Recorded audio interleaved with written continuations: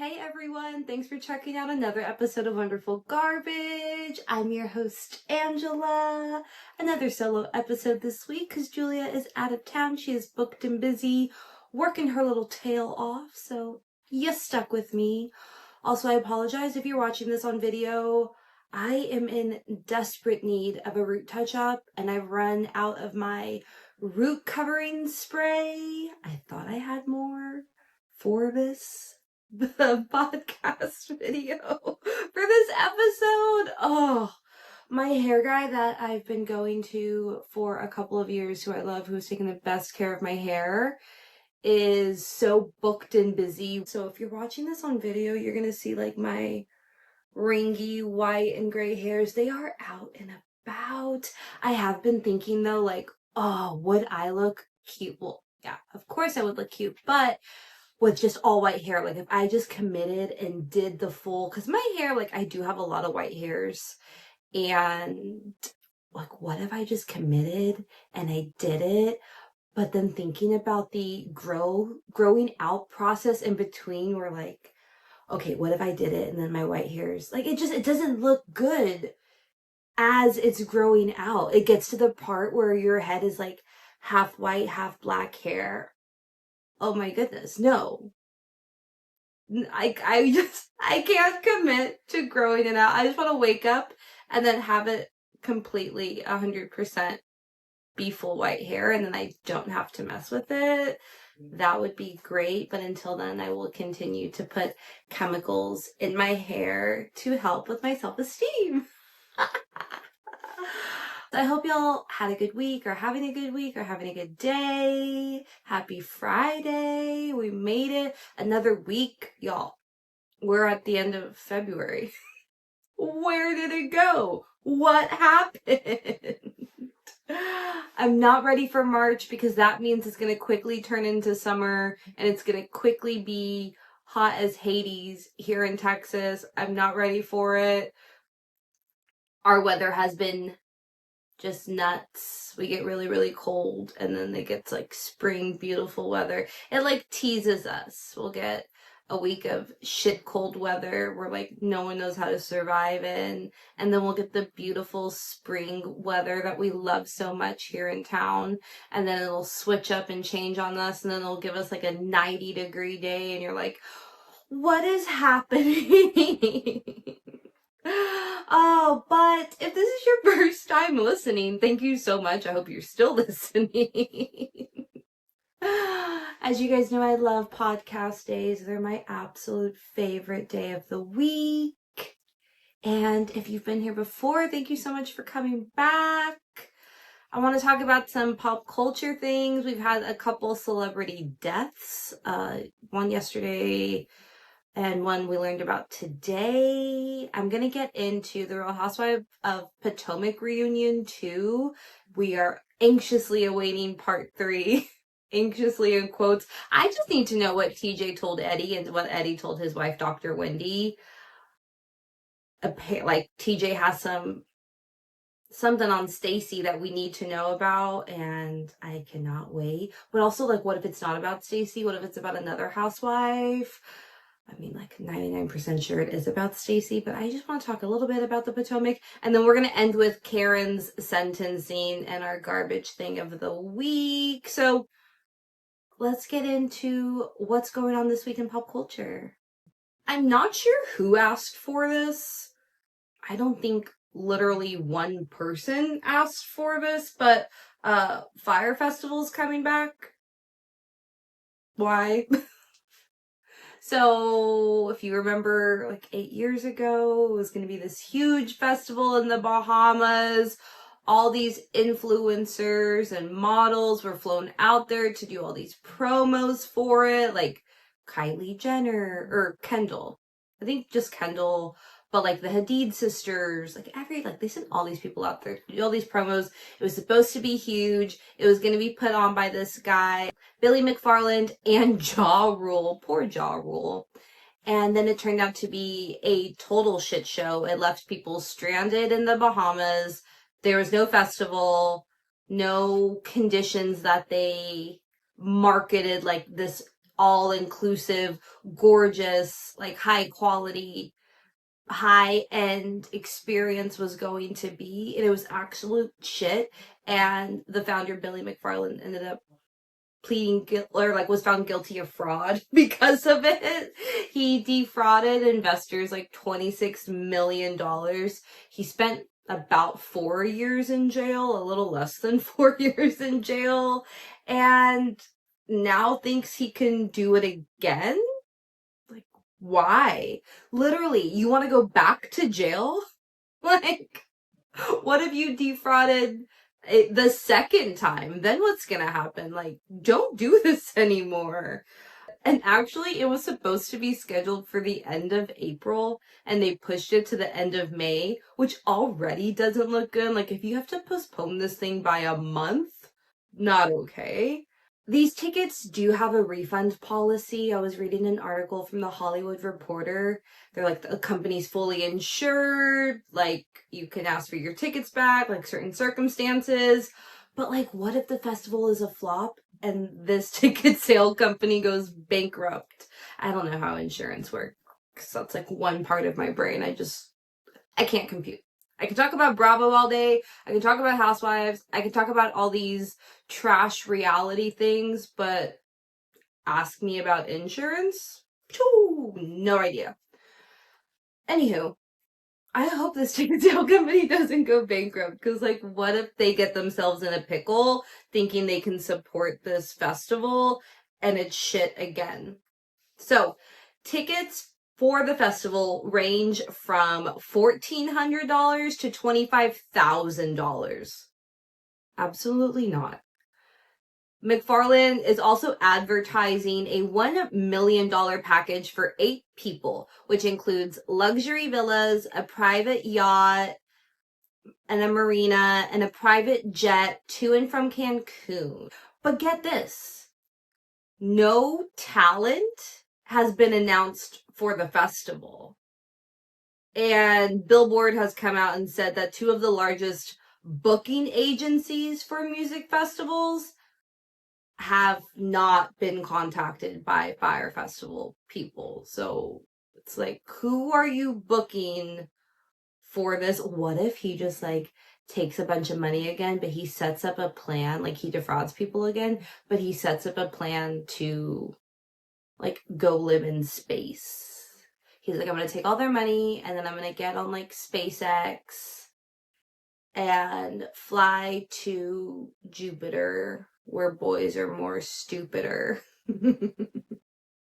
And just lives there. And then like, there's no law. There's not like international space law that's going to go arrest him for defrauding people on Earth, right? Like, what does Billy McFarland have up his sleeve if this festival 2.0 doesn't go well? Oh, Vanity Fair also called him the poster boy for millennial scamming.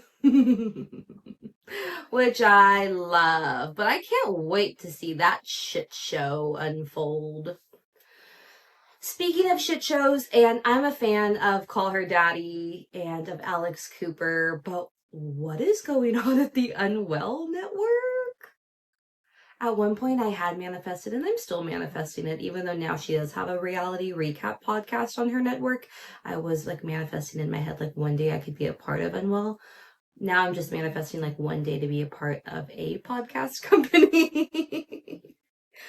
But, okay, Alex Earl, big influencer chick. Not chick, that sounds like derogatory. Big influencer girly. Was one of Alex Cooper's first talents to sign with the Unwell Network and her own podcast called Hot Mess. It's like supposed to be just all about her life and things that she does. Kind of like this. But her and Alex were like hanging out all the time. They were always promoting Alex Earl's podcast. But now reports are coming out that Unwell has dropped the podcast. Some people are saying Alex has left Unwell. So there was this video that resurfaced of Alex Earl from 2014, I think it was, using a racial slur in a video.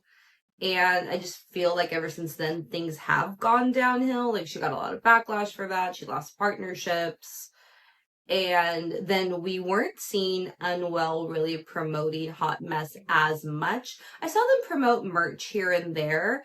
Also in this time, Alex had been adding more talent to Unwell Network as well. So I think there was a mix of like not shining as much light on Alex, plus introducing more talent to the network.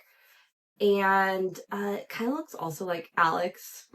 And they are both named Alex. Alex Cooper, Alex Earl.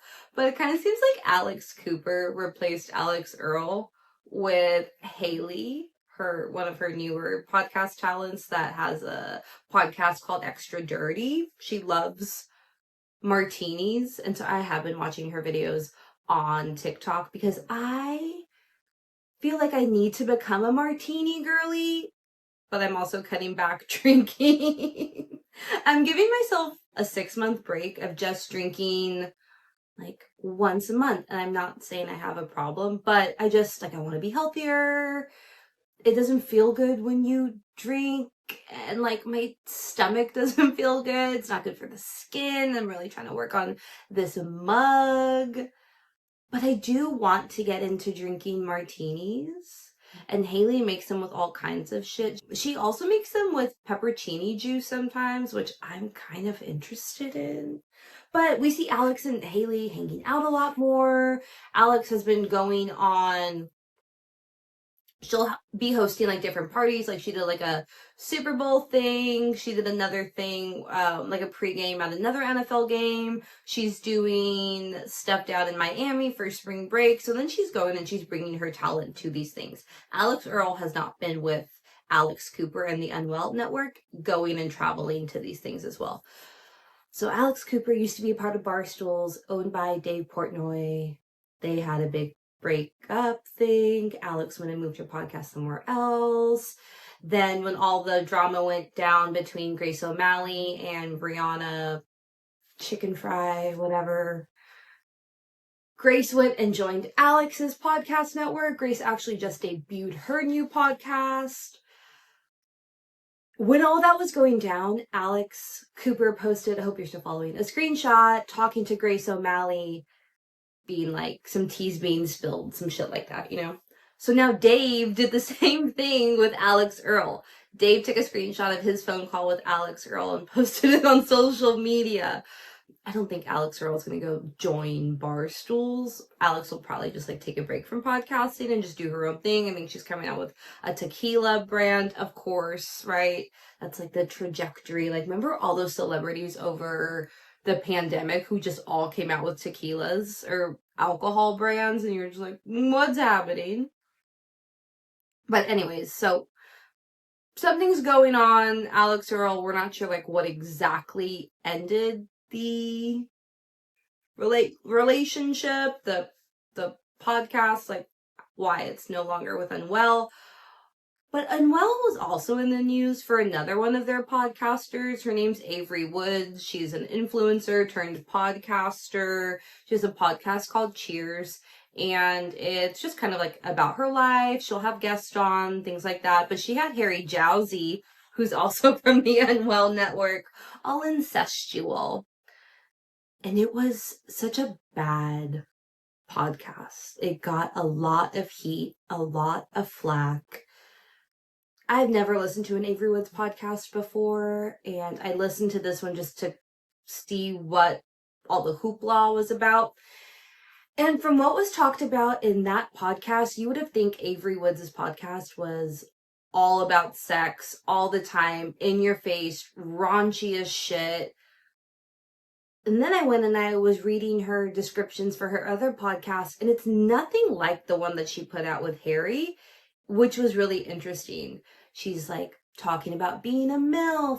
The way that she was coming on to him about sexual things was uncomfortable. Granted, his dad also just passed away like 6 weeks prior to the filming of this. So he said he's like, is going through a lot, is trying to change from the playboy, crazy guy he used to be. in honor of his dad. And Avery just listened to none of that and continued to ask him questions and talk about things that made him it seemed like he was really uncomfortable during this podcast. She was like, oh, I love to give mommy MILF advice. And he was just like, okay, I love that. Like, what's your type? And she's like, I hope your type is me. And he was like, well, it basically is. And like, she gets all like smiley or whatever. And then she's married, by the way, has 2 children, does mention that like her and her husband have been together for a long time. So it's all good. Like, he knows the type of woman she is. And it's just like all really weird. She asks him about his celebrity crush. He says it's Sabrina Carpenter. And Avery's like, oh, I love that. Oh, it turns me on, like, thinking about you guys together. And I'm like, where is the HR here? This is not like a late night after dark podcast. Like, this is weird. She talks about his penis size, was saying like, oh, I heard it's as big as Drake's, and he's like nervously laughing. She also mentions in the podcast that they don't know each other, so the type of questioning that she's giving him makes it seem like they've been friends and they've known each other for a while. But she knew absolutely nothing about him. She didn't know that he came from reality TV dating shows. She didn't know his past on those shows and his persona and how he is. So it was just a real like disjointed podcast. But the main thing she got hate for was they talked about hate that they get online, and she said the majority of the hate that she gets is from religious women that have a scripture in their bios, and that is just so freaking funny as someone who grew up Catholic, just knowing like sometimes the most judgmental people are the most religious ones, and the hypocrisy of it is funny. So I agree with Avery that it's funny that the people that she gets hate from are the religious ones. But what she says after that was absolutely horrible. She talks about like Jesus spanking her and he's gonna bend you over and do blah, blah, blah. It's so bad. And she gets explicit and descriptive with how a holy figure is going to treat these women. And she came out, of course, with a good old apology TikTok, no makeup, messy frizzy hair, which I did scroll her TikTok to see if she's ever posted a video that was kind of like, this is me how I wake up in the morning and watch me get ready. None of that. So you could tell the kind of PR marketing of like, look really empathetic and look really sad and look really remorseful type thing. She apologized, but then also blamed it on production. She said her podcast is scripted and the producers wrote those questions, so she had to ask them, but she probably could have held back on some things and not asked them as much. So it's like first the Avery Woods stuff, now the Alex Earl stuff. What is going on at Unwell? Oh my goodness, it's crazy. Okay, oh, this is so sad. We learned that Michelle Trachtenberg passed away. She was found unresponsive on Wednesday at 39 years old. She'd recently had a liver transplant, and some people were talking online that her appearance had changed. Her face looked different and she didn't look as healthy. There was an insider in an article I read from people that said she had told her like inner circle of people that she was sick, she wasn't doing well. It's not known yet as to what her cause of death is, but it's just so incredibly sad. I grew up watching her. I loved Harriet the Spy. I had the orange VHS tape of it. Absolutely loved her in Gossip Girl as Georgina Sparks. The Bitch is Back. Just iconic roles. And I said it before, but I'll admit it, I've never watched Buffy. Now that they're doing a reboot, it's going to make me watch it 100%. It's just one thing I didn't watch as a child, or like when I felt like I was a little too young, like when it was coming out, and I totally should have just gone back and watched it in my life, but I haven't, so I'm absolutely going to. She's in that as well, but it's just incredibly, incredibly sad to, when you hear about just anyone's passing, right? Someone that you've grown up watching on TV, it's really difficult. So that was really sad to hear. And then another actor, the legendary Gene Hackman, we found out he passed away. Him, his wife Betsy, and their dog. One of their dogs were all found dead inside their house. They had 2 other dogs that were found out on the property alive. From what it seems is like they passed away a couple of days before they were found. I saw an article that was put out right before I did the podcast, started recording, that some of their body parts were like mummified, like they had just been sitting there for a bit. I know that sounds like insensitive. Their bodies were there for a while prior to being found. They also passed away in different rooms, which is crazy, like what's happening. Someone said they found like pills on the floor. Some people are thinking carbon monoxide poisoning since they were found in different rooms. Something in the air, right? Maybe someone was like grabbing the pills to take medicine. They became unconscious, dropped, fell, like, I don't know. But it's just incredibly, incredibly sad. He was 95 years old, though. I had no idea he was that old, but just really, really sad. Condolences all around to everyone. People say celebrity deaths come in threes, and I hate that so much because 2025 has already been a shit show. We don't need any more. But just incredibly, incredibly sad to hear about their passings. Okay, let's talk about something positive. Madison LeCroy from Southern Charm announced her gender of her baby. She's having a girl. It's going to be her first girl and first child with her husband, Brett. She has a previous son from a previous son. She's a son from a previous marriage who's 12.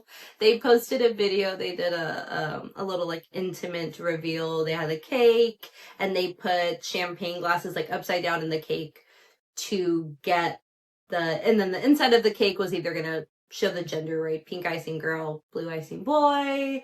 And then they get the cake and they see it and it's a girl, and Hudson comes over and they're hugging, and she joked that like she 100% wanted a girl, and Hudson and Brett were like, okay, we have to get on board with it. I think they secretly wanted another boy to join the family, but y'all, you know this child. If you know Madison, you follow her on Instagram or any social media, if you've seen her on Southern Charm, this girl is going to be the best dressed little girl in Charleston.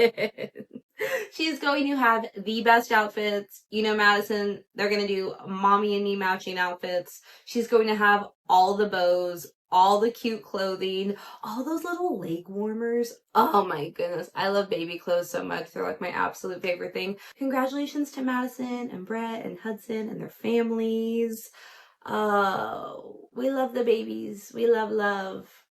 Okay, speaking of Southern Charm, did y'all see that article about the Southern Charm influence on this season's White Lotus? I've said it before and I'll say it again. All roads lead back to Bravo. If you're not watching Bravo, you should watch Bravo.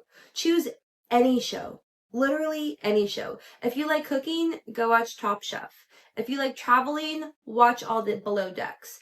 If you like older women fighting, watch Real Housewives. If you like younger people fighting, watch Vanderpump Duh. Southern Charm, Southern Hospitality, Summer House. Those are our younger fighting shows. If you like to disassociate and not think about reality, watch a Bravo show. So Sam Nivola, who plays the younger brother of the Ratliff family on White Lotus, came out and said that Mike White asked them to watch Southern Charm as inspiration for their characters on the show. And I'm freaking obsessed with that so much. So I feel like Parker Posey, the actress who plays the mom, she's like a mix of Miss Patricia from Southern Charm, but also Meredith Marks from The Real Housewives of Salt Lake City because of how like she's talking, how aloof she is. And then Patrick Schwarzenegger, I feel like his character is truly a mix of Whitney, who is Miss Patricia's son. They have like this weird mother-son relationship, but he's also a mix of like Shep and Thomas Ravenel from Southern Charm because he's just like out there and inappropriate. And then it was so funny. So Cameron, who used to be on the show, who used to be on Southern Charm, came out. Once this article came out, she goes, "Oh my goodness, I'm so happy this article came out." She goes, "Because these accents remind me of people from Charleston." And like the dad specifically reminded her of one of her former castmates that she used to film with, Thomas, who is like the only true person from Charleston and has that accent that they all have. I just freaking love it so much. And now watching White Lotus, I'm like, okay, who relates to Bravo? Like what other characters are also Bravo-esque? I feel like I do pay attention when I watch White Lotus, but maybe I am just not paying the like in-depth attention needed to understand all of the little hidden things that Mike White puts into the show. Like there are so many conspiracy theories out there about things that are in the intro and that people's intro cards relate to things that happen, or that maybe this season is a prequel to the other seasons. And there's just so much out there that I am just kind of watching the show just to watch it and enjoy their characters at a very surface level value. It's Sunday night when we're watching this. I don't want to think hard. Put something on and entertain me. Don't make me... Same thing with Severance. We've been watching Severance and it's just like, I don't know what the fuck is happening. Is Adam Scott's character like really trying to trick the redheaded lady? And I forgot her name. Lily, I don't know. Laddie. Her name's not Laddie. Let's call her Laddie. And then she's also trying to trick Adam Scott, right? And then the goats. Where are the goats? Are they trying to like duplicate people and they're testing it by duplicating goats? And I know duplicating is not even the right word, but I can't even think right now. Oh, I feel like I need to watch the White Lotus episode so far again just to get some of like the insidey things, or maybe I'll just read some articles and act like I caught it too. Okay, the three best friends who absolutely fucking hate each other. They need their own spin-off show. I'd watch that. The toxicity and the fakeness is so fun to watch, but I would be devastated if I was ever in that situation. I saw something on Twitter, someone posted like, I hope this friendship never finds me. There is nothing more toxic than three best friends. Like, older best friends. Okay, also Walter Goggins' character, and I don't know any of their actual names on the show, so I'm just calling them by, like, their actual name. But Walton's character, like, he was the robber guy, right? And his girlfriend, wife, she's in on it too, right? There's something shady with them. I think they are a little Bonnie and Clyde-ish. And if that's already been put out there as a conspiracy, see, I know what's happening. All I really do care about, though, is justice for Tanya. And we know who's there at the resort. if you seen him, you seen him. Okay, yeah. So then people were thinking that White Lotus, this one's a prequel because, like, what if, because Belinda's there too, right? Honing her skills as a masseuse and spa connoisseur.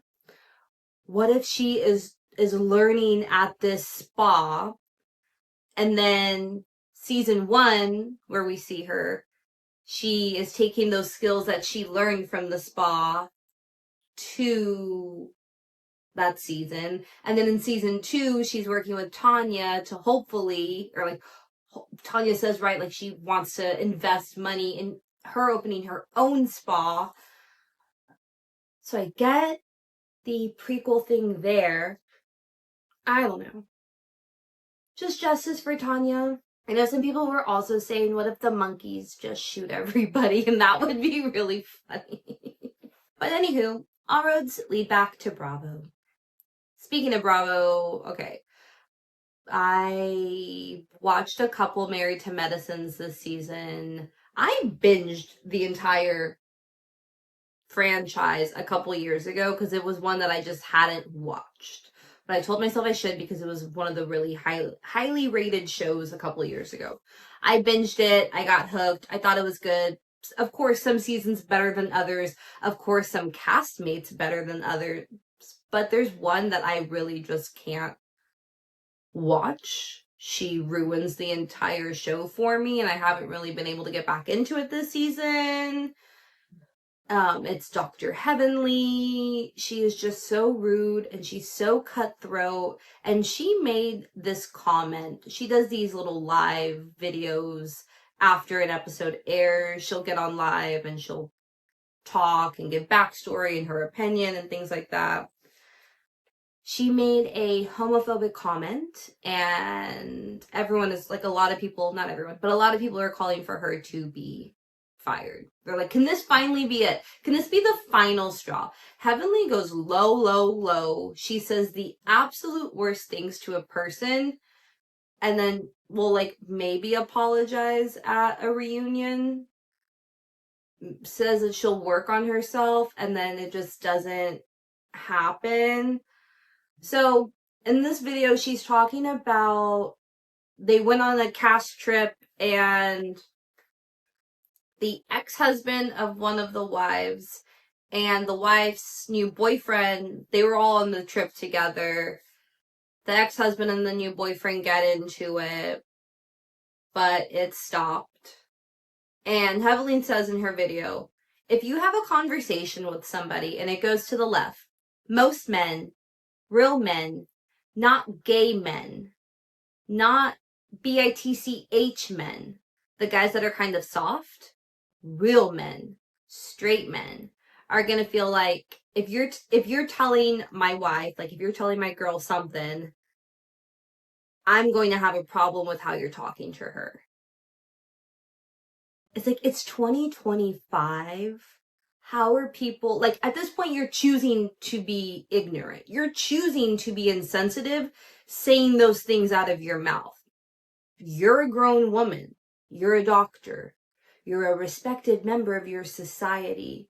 You're a public figure. And I know, like, there's so many public figures out there running their mouth all the time. But for her to make comments like that, I would hope this would be, like, we don't have her anymore on the show. It's not needed. I don't like it. Absolutely not. She apologized for it, said that, yeah, she should have known better. It wasn't a good comment to make. There's no tolerance for it. You should know what to say and what to not say, how to act, how to not act, what is homophobic and what is not, what is racist and what is not. You choosing to say these words shows that you don't give a shit, that you don't care, you know? So we'll see what happens. I'm sure it's going to be brought up at the reunion. I hope they grill her ass about it. I hope Andy really gets on her about it and then hands her like a pink slip at the end of the reunion. Oh, okay, the Oscars are this weekend. I love award shows. We watched the SAG Awards this past weekend. Kristen Bell did a fantastic job. I love Kristen Bell so much. I'm a huge fan.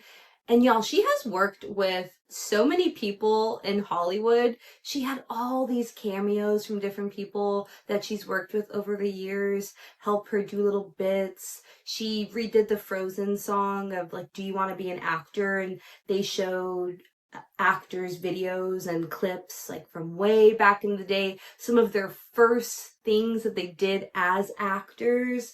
It was so good and just so well done. It was classy. It was like, it was fantastic. So the Oscars are this weekend. This kind of wraps up the bigger film and TV award shows. So I'm excited to see it. Conan O'Brien is the host. And all I really want out of this one, of course, the fashion, but I really want Demi Moore to win for the substance.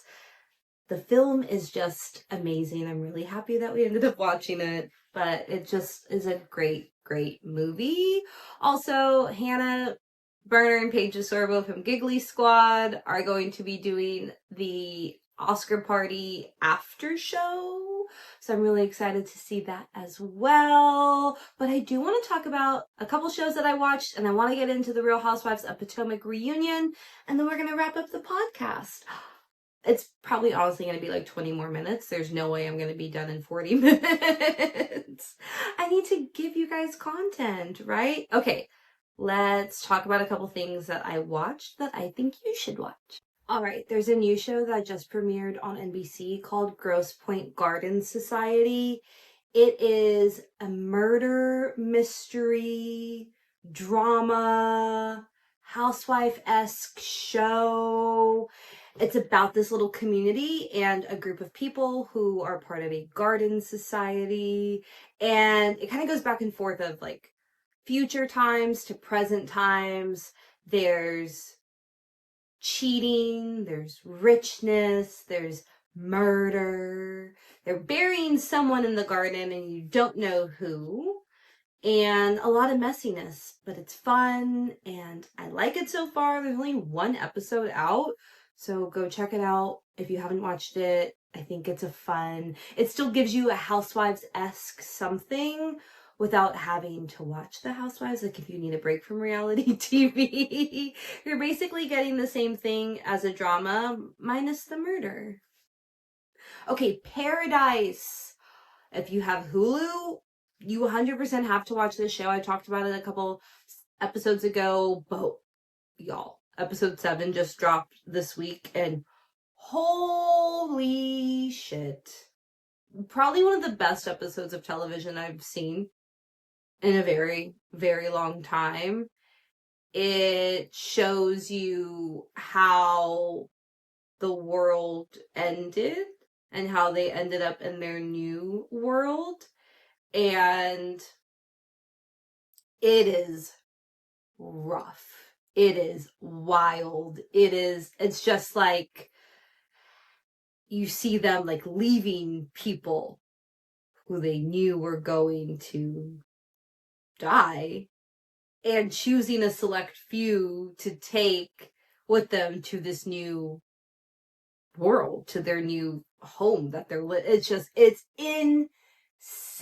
So watch Paradise on Hulu. It's freaking amazing. Oh, we also watched a murder documentary, Foxhole Farm Murders, I think it was called. Oh my goodness. Absolutely insane. I believe there's 4 episodes to it. There might be more, I can't remember. I think we only watched 4. It's about a bunch of men who went missing back in the 90s, and like all gay men, and back then they weren't really cared about, and just how the system failed them, how the guy who they're pretty sure did it like got away with it. It's insane that just there's people out there who are just like really, really crazy. But yeah, Grosse Pointe Garden Society, Paradise on Hulu, also Foxhole Farm Murders. There's so many shows out there. I know Hulu just released a couple things.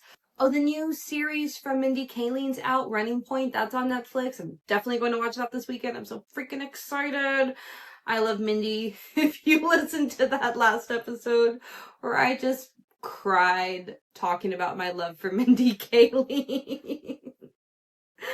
I apologize for that one. I just love her so much. Okay, let's get into the Real Housewives of Potomac because I have some thoughts, and then we're gonna talk about Karen. Okay, so I liked mostly everyone's outfits from the reunion.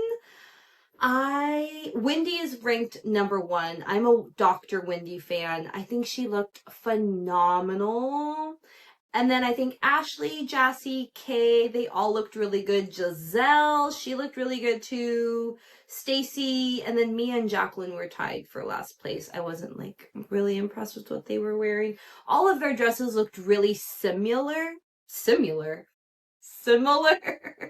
All of their dresses looked similar, but a little different style and like little different accents, but I really, really liked it. Okay, so then there's this recording that Karen does because she's not there at the show or at the reunion taping.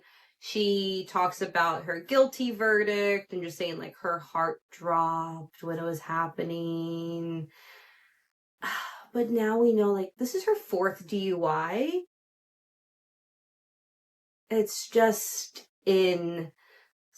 She swears she doesn't have an issue with alcohol. She doesn't call herself an alcoholic. Later on sentencing day, though, she does admit to the judge that she was foolish to think that she could handle her alcohol issue. The group reacts to Karen not showing up. Karen technically isn't there that day because she checked herself into a rehab center, which we later learn is more of a spa-based place, not a true rehab center. But at this point, they're like, yes, we think it's so good. Karen should be going to a recovery spot. But Wendy's like, is she just doing this because she needs the help, or is she doing this to get out of the reunion? Because her DUI was in March. They filmed the reunion in December, I think, maybe early January. You waited like a whole 9 months and then decided to go on reunion time. It just looks fishy, you know? And they all agree that they probably would have done the same thing, though, too, like to see if it would help with sentencing. Karen thanking everybody for their support except Wendy and Ashley is wild. Ashley makes sense because her and Ashley like beef, but Wendy was one of Karen's biggest supporters all season long. Took her to the freaking White House, and then you're not gonna thank Wendy in your video. It's weird. It's messed up. Also, her voice, she's like, I'm a pillar of the community and kids look up to me. They call me Auntie Karen. And it's just like, it's not. She kind of like jokes and is trying to like lighten the situation versus seeming extremely remorseful. She's even joking that like Andy Cohen and Giselle can fight over who gave her the title of Grand Dame of Potomac. And it's like this, you're focusing on all the wrong things in this video. This isn't like a PR stunt. Should be, I am so incredibly sorry for what I did and now I am just awaiting my sentencing type deal. It was weird. So we learn in the reunion, Happy Eddie, which is Wendy's husband, he has a weed company, and she said it is doing so freaking well. It is so successful. Giselle dropped some tea that Stacy might be opening her own cannabis line. They're like, she's like, if she comes out with Happy Stacy, just know. And Ashley was like, what if it's Spacey Stacy? And I like that. I thought that was funny. Stacy has a little smirk when Giselle's saying this. So if you're trying to come out with a competing cannabis brand, that is not okay. This is your first season. Don't mess with Eddie's stuff. Also, like, Why? That's like not something, I don't know. I shouldn't like it. I hope Stacey's not coming out with one. Okay. Giselle makes this comment about Stacey, which I wasn't too fond of. I'm not super a Giselle fan. I was a Giselle fan more this season, but I haven't really been in the past. I get that Giselle is being shady. That's what they do on the show. But putting down another woman's intellect or level of intellect that you think they have, I just think it's a no-go. That's just not something you do to other women. We already get shit on enough from everybody else. We don't need women on women violence like that. Also, Giselle wouldn't like if someone did that to her daughters. Like, I just don't like when people do that. But this is all because Wendy tells Stacey that Karen told her to watch out for Stacey, saying there's this new girl coming onto the show and she's really smart, she's really educated, like you need to be careful for her and just like keep an eye on her. And Giselle's like, is Stacey really that smart? Is she? Like, not okay, Giselle. But then I do end up agreeing with Giselle that Karen likes to take in the new girl from the season, or the new girl that's coming into the season, and kind of mother goose her a little bit. Wendy calls it that. She puts them under her wing and she talks to them about the other girls in the group because of course she thinks she's the Grande Dame of Potomac, which is just like the dumbest title I've ever heard. Stacey says, yeah, her and Karen did meet up before filming. One of the other newer girls, Kay, she says that her and Karen didn't meet up before the show, but Kay had an incident last season. She got in a fight with another girl that was a friend brought to the show. Karen stayed with Kay in the ER when she was getting stitches because there was an altercation. And so Karen has always been there for Kay. So in turn, Kay is always there for Karen. But Kay does realize like Karen did kind of like mother her in a sense in being on the show more. Wendy says 100% like, look, like Karen will mother you if she feels that love from you, if she feels needed, you guys have that friendship, it's all going to be good. But the second that you feel like you can be in this group without Karen, when she realizes that you can exist in this group, you start to form other friendships with the ladies and your loyalty doesn't lie to Karen, she's going to turn on you in a second. And we saw that in the premiere of the season. She said, I need to know who my soldiers are, the ones who are going to ride for Karen. That's the attitude she came with in the premiere of this show. Instead of being remorseful for her DUI and apologetic and self-aware of what happened. She's like, no, I need to know who's going to be on my side through all of this. It's like, girl, you're just happy. Be happy that anyone is talking to you right now. Okay, oh my goodness, I LOL'd at this. Giselle and Ashley have this company called GNA, and it was supposed to be a sexy athleisure line, and they had a whole ass fashion show at a bar last season. That was the finale. All these clothes, you can't buy shit on their website. There's like a crew sock, a t-shirt, maybe a hoodie, a beanie. Nothing that they debuted at their fashion show is on their website. It's giving She by Sheree. If you know, you know. And if you don't, go watch Atlanta, an iconic franchise of housewives. They said now GNA is being rebranded. Oh, and then, well, actually this season we were getting GNA Fusion is what they were calling it. It's not a fucking restaurant. Like, what are you guys doing? Say you got in over your head and then just end it. People in businesses all the time, this is dumb. They're now rebranding it to be a community outreach program where they're going to be the liaison. I don't know how many times they said the word liaison in this reunion. The liaison, they literally only said it like 3 times, but it still annoyed me. They're going to be, oh my goodness, now I'm going to say liaison again. They're going to be the person between the nonprofit or the group and the community. Whatever company and the community, they're going to bring them together.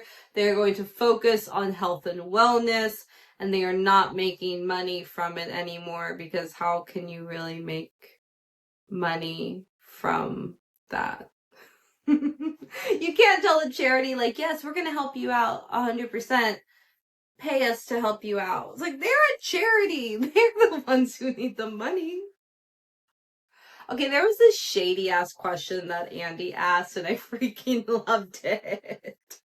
They get into all of the Mia mess with her boyfriend and her estranged husband. I really hope this is Mia's last time or last season on the show. With Karen not coming back, I have a feeling they're going to keep Mia, because then they would be down 2 housewives. I really do hope they bring Candace back. That would be amazing. But I kind of have a feeling Mia's going to be there, even though literally nobody wants her to be. But this question was, Megan from Houston asks, Mia, what's your professional side chick opinion about Jassie's relationship? Because you yourself were a side chick. I said, Megan from Houston, is that Meg the Stallion? So there's a friend of on the show, Jassie.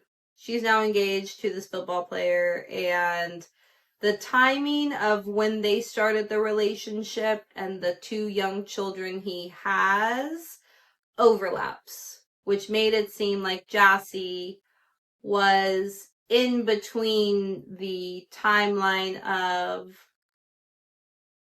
her now fiance's mother of his children getting pregnant with their second child and them starting a relationship. So people are thinking Jassie was a side chick. She said she is not the side chick. She is the whole package. So Danny said, well, Mia, you were a professional side chick. What's your opinion? I said, oh my goodness, this might be one of my favorite questions from a reunion ever. And then towards the end of part 2 of this reunion, it's about the Mia Inc. nonsense. Mia ends up leaving because she's so overwhelmed by the questioning. But girl, you literally did this to yourself.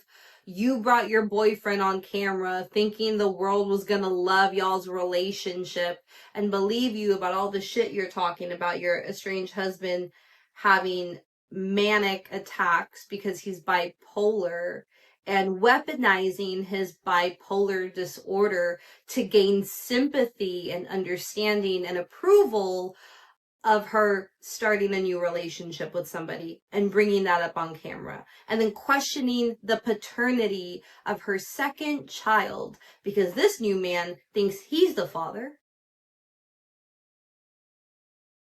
and it's discussed on camera. And then we learn Mia told her children about the divorce on camera. That was the first time. Her son asks her a question like, are you and dad getting divorced? And she was like, well, or why are you guys living separate? Something like that. She says, well, yeah, like me and daddy are getting a divorce. Remember, we talked about this, right? And he's like, what are you talking about? I have no idea what you're talking about. And that was it. Mia brought it up right on camera. Mia's the parent. She could have said, hey, she could have changed up that conversation. She could have answered it a different way and then had it off camera with their father present so they know what's going on. Mia said she wanted to do it with the family counselor, but that didn't happen. Just the using your children for a storyline, putting their paternity out there. She said the kids don't watch reality TV. They're not on social media. He's not going to see this. He's 9 years old. And this kid's smart. He's going to hear things. And that's what all the ladies tell her. Friends at school. What if his friends' parents watch the show? And his friends, they overhear their parents talking about it. And then they bring it to your son. What's going to happen then? And because your messy ass brought this up on camera, you're eventually going to have to tell your child you weren't sure who his father was for a second. And then the way, y'all, the fact that she conceived this child via IVF And they're trying to explain to her, they're like, Mia, like, before you do the IVF process, like that week before, right? They're testing you to make sure that you're not pregnant so that, like, you can start the IVF journey. And she's like, well, yeah, well, it takes like 4 weeks to show that you're pregnant, right? Like, it could have happened some different time. The timeline could have been off. And they're like, no, Mia, like, you get your blood work taken. Like, that's going to tell you immediately. Essentially, what Mia was trying to say, that she was sleeping with this guy, her boyfriend, Ink, at the time that she was trying to get pregnant through IVF with her husband.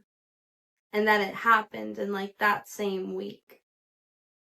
So her boyfriend, Ink, comes on the show, wants to do a paternity test for one of Mia's children. And they've done tests, and he's not the dad. It's so messed up. And Giselle's like, no mother would do this. No mother would put this on TV, would bring this up, would use this as a storyline. And Mia gets up and walks away. She's like, I can't do this. You're talking about my children. It's like, you did this. You decided to make your storyline this season. Not only that, you're exploiting your husband's bipolar disorder, but questioning who the father is of one of your children. It's so wrong. Even Essence did an article about it. Essence is like, we don't want Mia on this show. She's ruining it. So it ends there. It was wild. And then they go for break because Mia's up and left. Also, Mia got Andy's dressing room, which I don't know why. Mia's not that important. You don't need Andy's dressing room. That is insane. But part 2 of the reunion ends with Wendy's husband Eddie and Kay's boyfriend Greg calling Stacy's best friend TJ that we saw on the season, all season long, the guy that she wanted to date and end up with, who 100% did not look into her. And Eddie calls him. He's not coming to the reunion. He's not coming to this fake ass shit.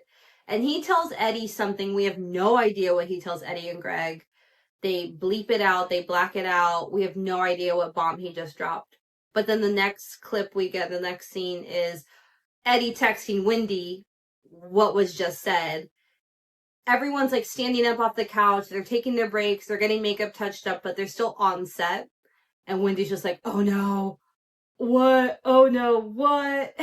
And yeah, JT spilled some tea. Everyone's thinking, or a lot of people are thinking, that Stacy was paying TJ to be her man on the show. And so he was getting paid to show up. Who freaking knows? But the part 3, I can't believe this Potomac reunion is 3 parts. It's crazy. But part 3 airs this Sunday. So I'm going to be watching the Oscars and this reunion at the same time because it's wild. Okay, let's get into Karen's sentencing, and then we're going to get into our garbage thing of the week. So Karen Huger, she's been on the Real Housewives of Potomac since the inception. She always holds herself to a very high standard, but also thinks the rules don't apply to her, hence the 4 DUIs that she's had. She was sentenced on Wednesday to 2 years in prison. 1 year is suspended, which I don't know the legality behind sentencing to a certain number, but then automatically suspending one of the years. But she's sentenced to 2, only has to serve 1. Then we'll have a 1 year suspended license. She honestly should not be allowed to drive again. That's insane. And then 5 years probation when she gets out of prison. She has 30 days to appeal the sentencing and 90 days to ask the judge for reconsidering the sentencing terms.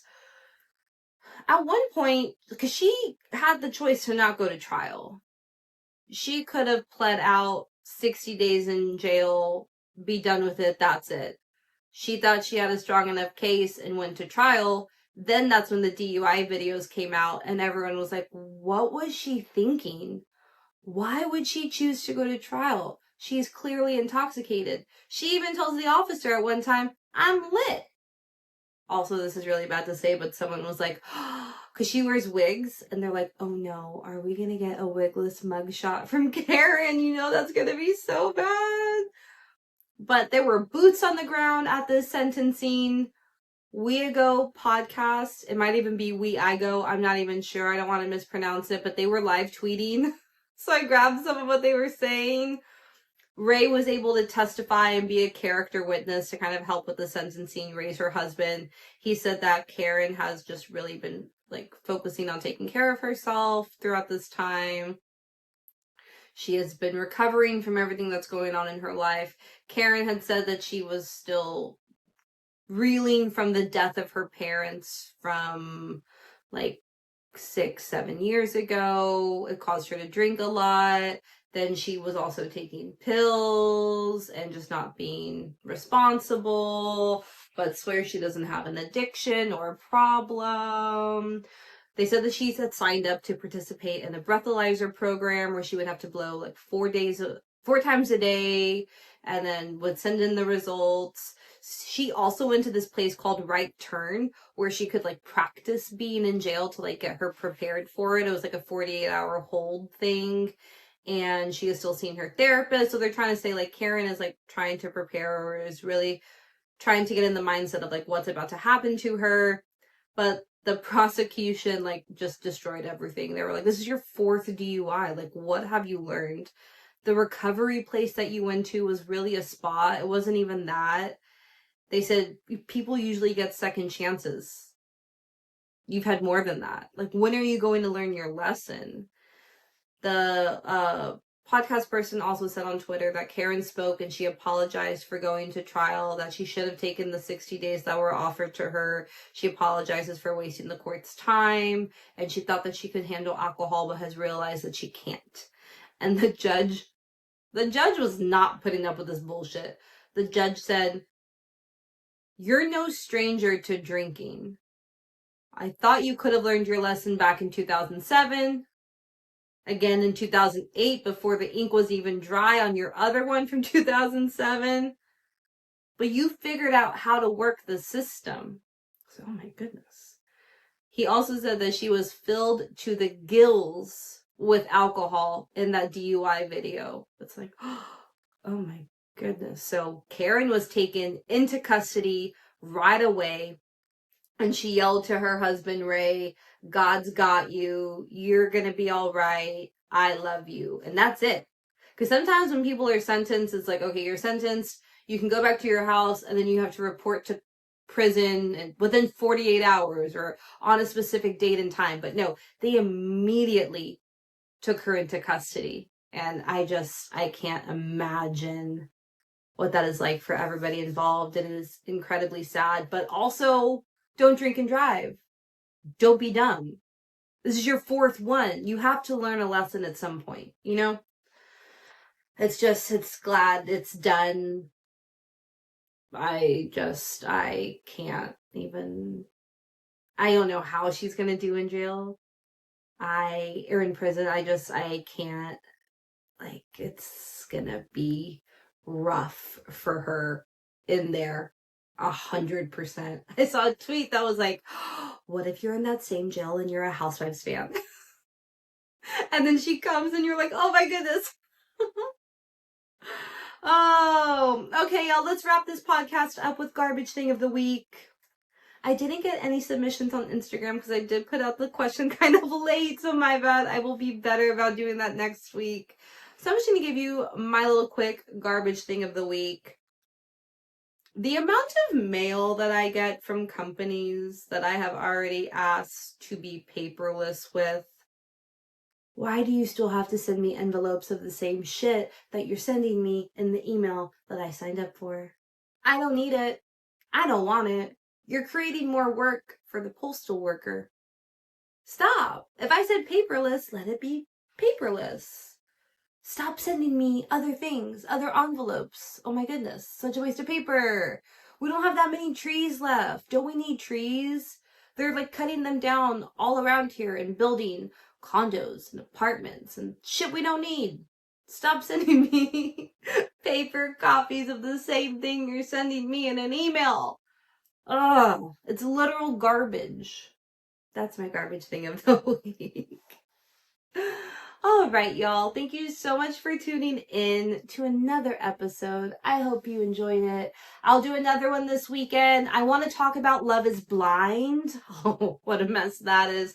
The wedding episodes air tomorrow. I thought about talking about it in this episode, but I'm going to wait for wedding episodes tomorrow. I'll also talk about Traders this weekend and then our Bravo shows. Lots of things going on, y'all. Alrighty. Please follow, like, subscribe wherever you are listening to this podcast. Comment, let me know what you think. And then follow on social media, Instagram, TikTok, Twitter, and Bluesky. Alright, y'all. Have a great rest of your day. Much appreciated that you checked out another episode. Until next time.